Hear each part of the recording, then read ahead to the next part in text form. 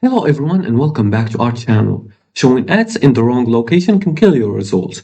In today's tutorial, I'll show you how to use the location targeting in Google Ads 2026 to reach users exactly where your business operates.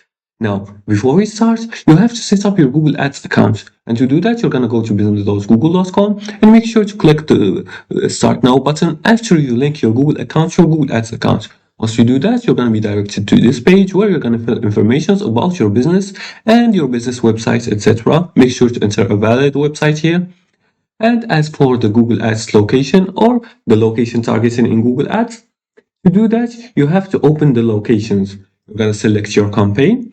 Then you're going to choose locations right here and then select targeted. Now here you can add locations in this area right here. You can add locations.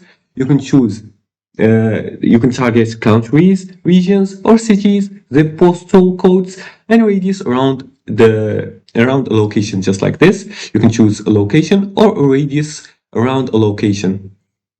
And you can click Advanced Search for more control. You can also exclude locations. You can remove areas you don't serve and exclude low quality traffic region. Just by clicking on Excluded right here. And you can exclude any locations. And the fourth thing you can do is the location options. You can click on location options and select presence, people in or regularly in your location, which is recommended. And make sure to avoid interested in location for local businesses and use bid adjustments by location and review location reports weekly. And that's it. That's how you use geolocation targeting in Google Ads 2026 the right way. This was it for today's tutorial. If you liked this video and found it helpful, please like and subscribe and leave a comment below the video if you have further more questions about this topic. Thanks for watching and see you again in the next tutorial.